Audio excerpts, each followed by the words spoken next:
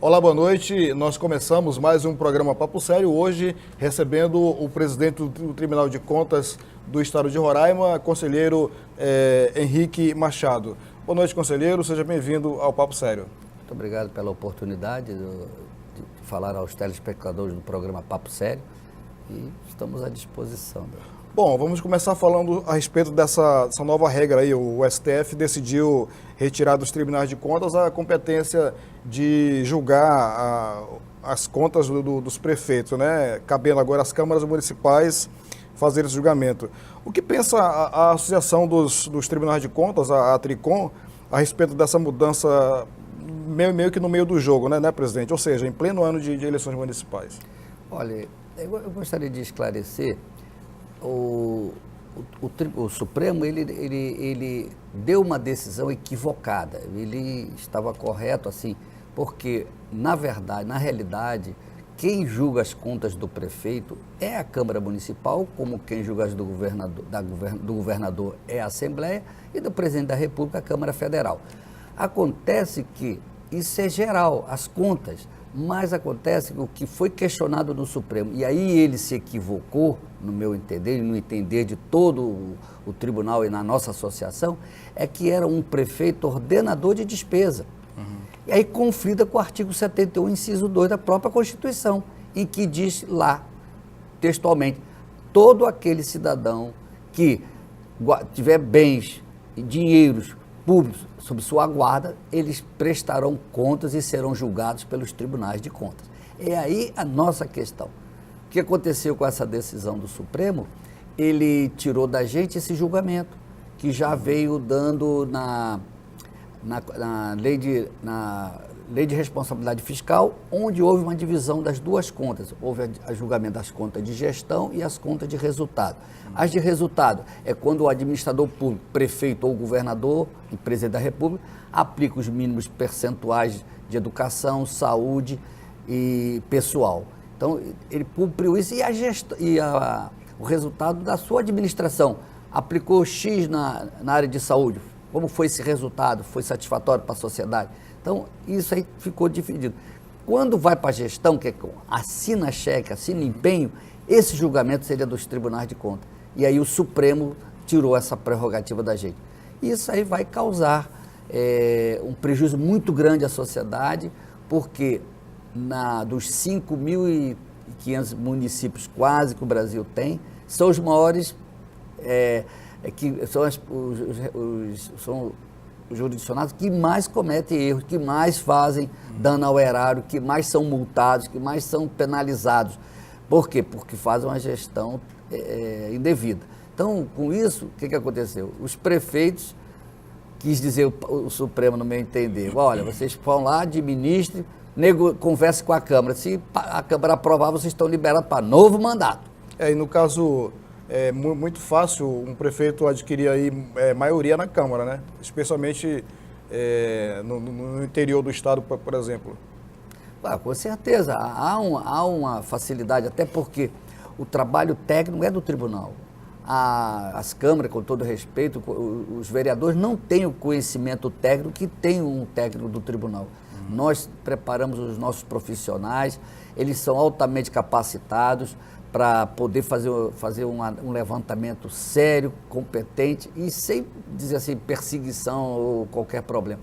E agora passou para as câmaras esse poder. Nós vamos dar um parecer meramente opinativo, aí a Câmara segue, se quiser, se não quiser, não segue. E aprova e o prefeito está liberado para um novo mandato, para fazer desmandos e trazer prejuízo à sociedade.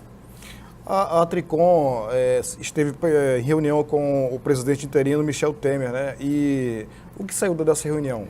Olha, eu não participei, até porque eu tinha outros compromissos aqui mais assim, urgentes aqui no tribunal, na presença do tribunal, mas o geral foi levar ele a preocupação da situação que o Supremo criou para os órgãos de fiscalização, e falar especificamente sobre a lei da ficha limpa, que foi uma lei oriunda, nascida do anseio da sociedade, querendo não acabar, mas diminuir a corrupção no país, e o Supremo, com isso, infelizmente, deixou a sociedade à deriva com essa decisão dele. Mas a Tricol foi nesse patamar que houve a conversação dos presidentes com o presidente Temer. Ele se sentiu preocupado com a situação e queria ver o que poderia ser refeito ainda para amenizar esse impacto do Supremo. Essa nova decisão, ela enfraquece a lei da ficha limpa? Totalmente, porque a lei da ficha limpa, ela penaliza todo aquele administrador, independente de ser prefeito ou não, mas todo aquele cidadão que geriu bens e dinheiros públicos, que cometeu algum erro por desvio do dinheiro, por má aplicação, ele é julgado por um pleno. Então, ao ele ter o julgamento por um tribunal pleno, ele fica inelegível pelos próximos de 5 a 8 anos. Então, com isso, agora, a lei da ficha limpa, ela praticamente perdeu a sua eficácia. Coincidência ou não, recentemente o ministro do STF foi a público dizer que os criadores da lei da ficha limpa estavam bêbados, né? Então, olha aí o resultado. Essa nova regra já começa a valer nessas eleições? Olha, ela foi aprovada e, pelos comentários que eu tenho do grupo de presidentes dos tribunais, algumas associações de magistrados já vão levar em consideração a decisão do Supremo agora. Já vão liberar, baseado no nosso relatório, aquelas condenações baseadas no julgamento dos tribunais de contas, já vão desconsiderar esse julgamento e vão liberar os candidatos para serem novamente candidatos. É uma decisão que já está martelo batido ou ainda tem como recorrer? O Supremo ele aprovou em plenário, foi uma votação apertada, foi 6-5, então vocês veem que não foi uma margem de vitória muito grande, foi apertada a decisão. Ele agora falta publicar o acordo, que é a fase final. Depois desse acordo, cabe os embargos de declaração, que a associação esteve também recentemente com o procurador-geral, Rodrigo Janotti, e ele se comprometeu a que iria estudar, quando publicar o acordo, para ver se existe alguma medida para embargar, para entrar com alguma ação junto ao Supremo. E quem vai julgar tudo isso é o próprio Supremo. O próprio Supremo. Mas eu espero que eles hoje tenham caído, porque está sendo assim, está tendo um levante das instituições constituídas voltadas a preservar, a diminuir a corrupção no país, que só não foi uma comoção da sociedade por causa das Olimpíadas. Mas eu acredito, com os movimentos que estão sendo feitos, com as instituições, com os tribunais de contas, com os magistrados, né, e principalmente com o ministro Gilmar Mendes, cutucou a Associação dos Magistrados, porque foi um anseio da sociedade, mas foi concluída pelos magistrados. E ele foi infeliz, eu creio que foi infeliz na sua colocação. Então, tudo isso vai revoltar a sociedade, e a sociedade vai vir para a rua, com certeza. Nós estamos conversando hoje com o presidente do Tribunal de Contas do Estado de Roraima, conselheiro Henrique Machado. A gente volta no próximo bloco para ver como é que está a situação dos gestores públicos aqui do Estado de Roraima. É um minuto só, não saia daí.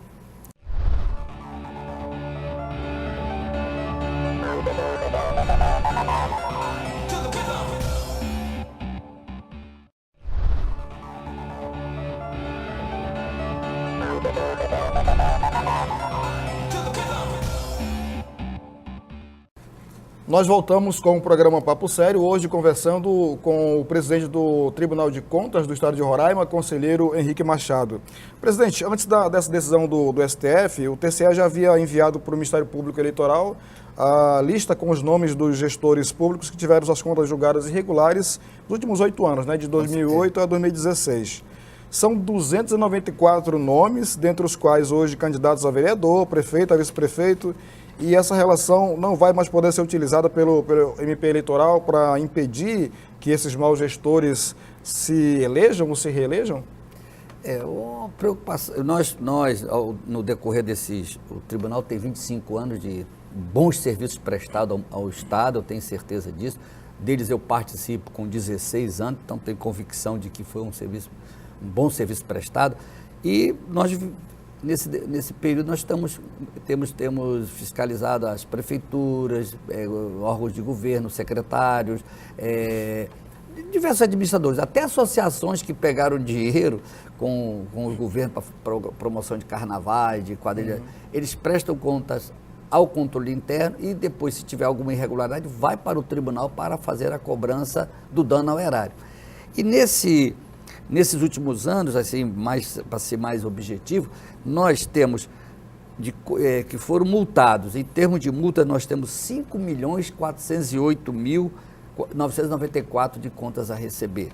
E de débito, quando se fala em débito, é aquele débito que foi dano ao erário, que ele vai ter que repor ao erário, um montante de R$ 25.507.000, totalizando R$ 30.915.000. Para você ter uma ideia do volume, isso representa 50% do 1/10 do tribunal anual.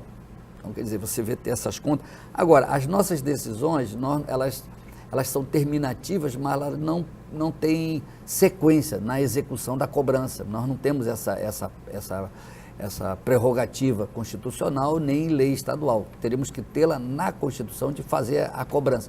Então, nós temos que passar para o Ministério Público de Contas, para o Ministério Público Estadual, para as procuradorias do Estado, quando for verba estadual, e dos municípios, quando for municipal.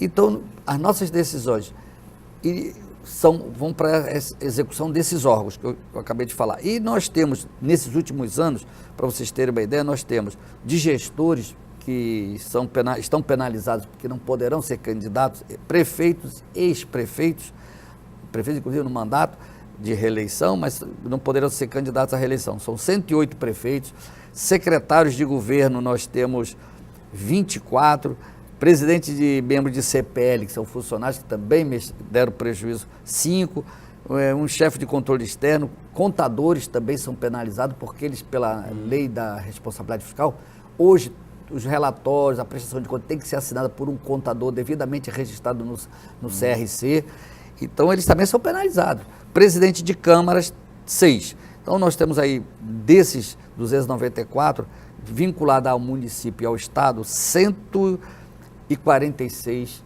gestores penalizados, que impedidos anteriormente pela lei da ficha limpa, pela lei de responsabilidade fiscal, impedidos de serem candidatos. E com essa decisão do Supremo, liberou geral. Eles hoje, os juízes, a informação, os juízes eleitorais vão liberar baseado na decisão do Supremo.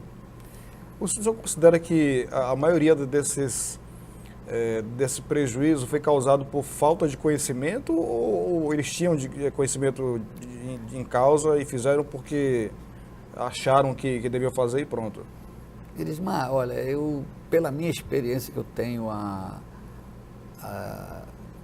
como conselheiro, como relator do Tribunal de Contas nesses 16 anos e esse período agora de presidência, alguns até se admitem, mas a minoria é pequena, porque eles têm consciência que cometeram o erro, porque a legislação está clara, gastou, tem que gastar naquele objetivo. Se seguisse a legislação, nada disso teria acontecido. Né? Não teria acontecido. Agora, o que eu vejo que porque isso acontece é porque falta efetivamente o complemento das nossas decisões, que é o quê? A cobrança. E às vezes, isso aí demora, o problema aí vai analisar, chama o gestor, defende, e ele não é penalizado, ele não é cobrado, então ele vai ficando sempre à vontade e vai cometendo novamente. Entendeu? Esse é o problema. Bom, eu também estava verificando no site do TSE, né, que é o Supremo Tribunal Eleitoral, e lá também os mesmos nomes que aparecem, pelo menos uma grande maioria dos nomes que aparecem aí na relação do TSE também aparecem na relação do TCU, né, de gestores que tiveram as contas rejeitadas. O senhor acredita que passando aqui pelo crivo regional, ao chegar no TSE, pelo menos lá, se resolve alguma coisa? Veja bem, nós temos que saber a competência. Por exemplo, o TCU, Tribunal de Contas da União, ele é responsável pela verba pública federal.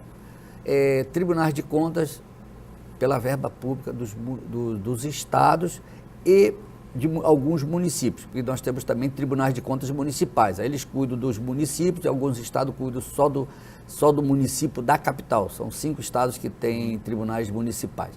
Então, veja bem, no TCU ele julga os convênios federais com as prefeituras, com os governos, e nesse não é a prestação de conta anual do prefeito ou do governador. E são convênios, aí não tem como eles escapar dali. Se eles cometerem alguma irregularidade, eles vão ser penalizados e não tem alcance pela decisão do Supremo. Isso é o que a gente está esperando. Agora, é como eu estou dizendo, nós dependemos da emissão do acordo para ele dizer como é que vai ser a execução dessa decisão deles lá. Entendeu? Então, esse é o problema. Por isso que consta nas duas relações, tanto do TCS como do TCU, porque são verbas estaduais e verbas federais. Nós não julgamos quando o prefeito, os convênios federais, por mais que tenham a contrapartida, existe uma decisão federal de que essa prestação de contas, essa fiscalização compete ao TCU. Bom, uma pesquisa recente do IBOPE revelou que nós brasileiros, os tribunais de contas dos estados são essenciais no combate à corrupção. Essa decisão do STF põe por terra essa função tão essencial dos TCS? Ele não tira do anseio da sociedade. A sociedade sabe que os tribunais, porque antigamente os tribunais eram mais restritos, mas há uns anos atrás nós estamos mais abertos, nós abrimos as nossas portas, nós abrimos para a sociedade, para ela saber o nosso trabalho, nós estamos mais divulgando, nós temos tribunais e o nosso também vai entrar na divulgação das nossas decisões nas redes sociais, para a população saber que nós estamos ali defendendo o interesse da sociedade. E com isso o Supremo vai ter que tomar uma decisão, vai ser provocado, não sei, ele talvez venha até a rever a sua decisão numa outra ação, e não nessa. Nessa ele vai ser terminativo, ele não vai voltar atrás. Mas numa próxima ele possa reconhecer que errou e continue com essa prerrogativa com os tribunais. Porque nós, enquanto órgãos de fiscalização, nós queremos defender o erário público. Temos esse interesse. E esse interesse foi um pouco podado. Tá certo. Nós estamos conversando hoje com o presidente do Tribunal de Contas do Estado de Roraima, conselheiro Henrique Machado. A gente volta no próximo bloco para falar um pouco sobre o trabalho que o TCE está realizando aqui no Estado de Roraima. A gente volta já já, não saia daí.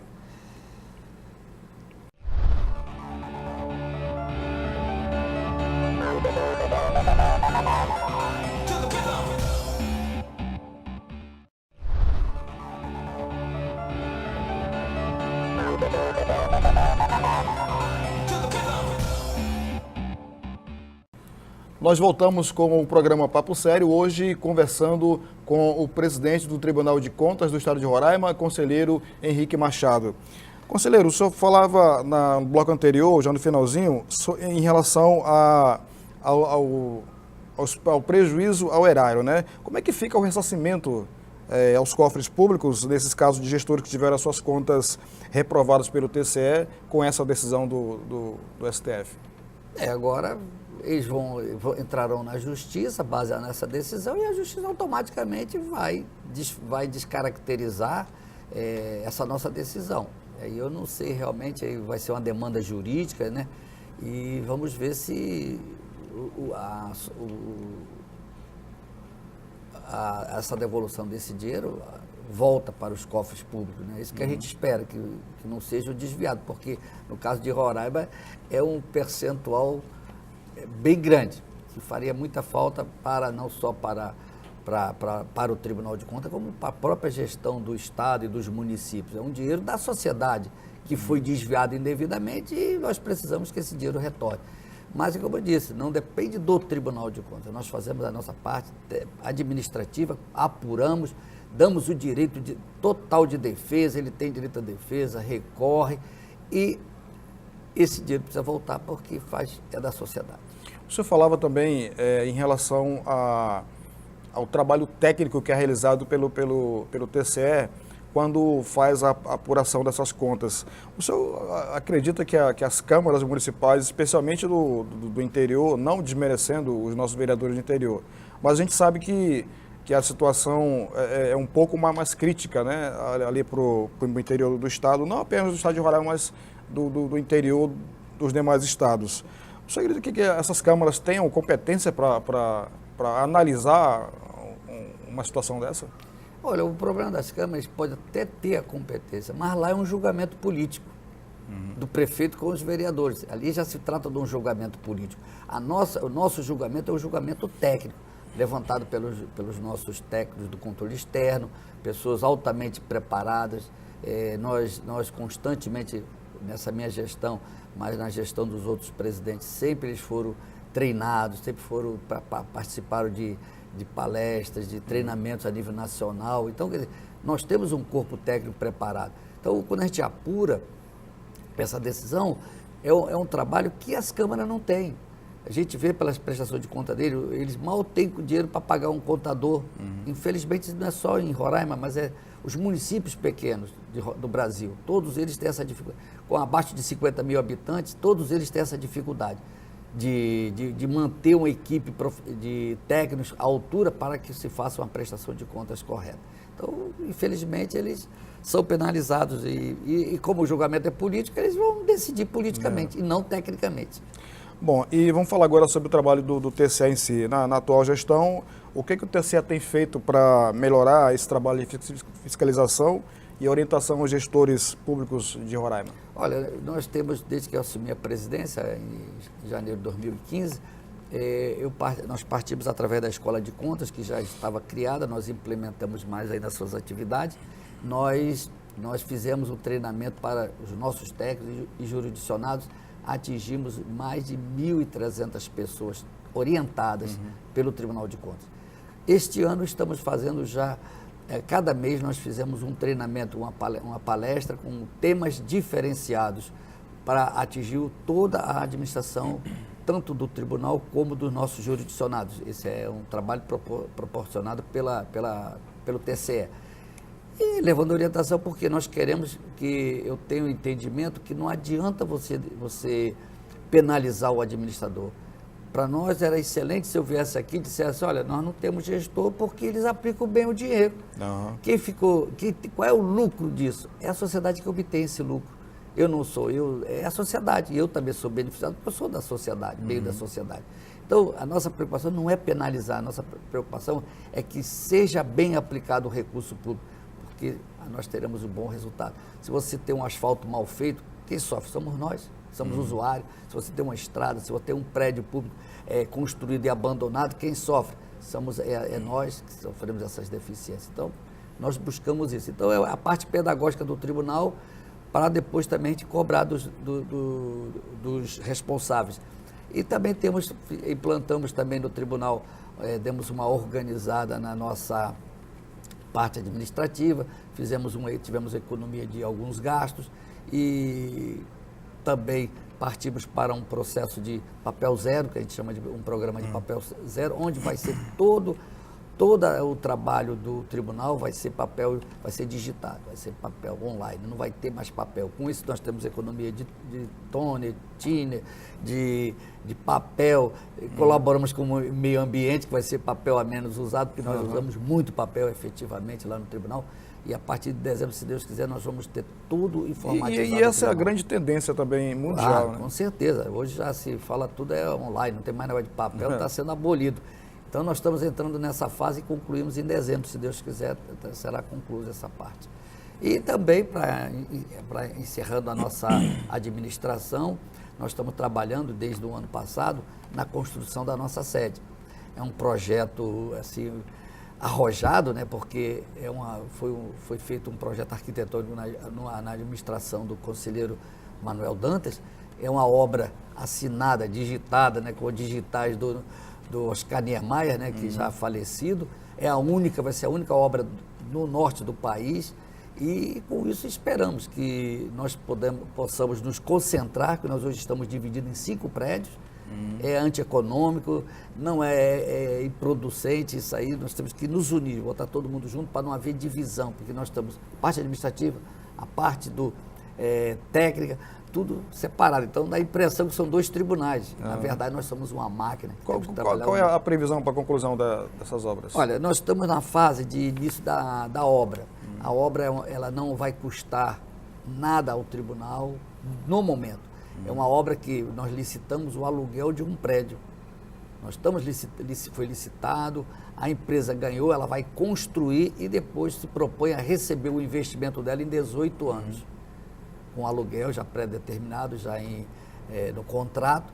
Então ela deve iniciar, estamos esperando agora no início de setembro, e o prazo é 18 meses, a conclusão. Bom, para finalizar, eu queria que o senhor, como presidente do TCE, qual o conselho que o senhor dá aos futuros gestores de executivos municipais e até de presidente de câmaras e secretários e tudo mais que passam por esse crivo aí, que vão ser eleitos e reeleitos este ano? Olha, eu vou dar assim, uma sugestão pessoal, sim, mas é complicado desassociar o conselheiro da pessoa.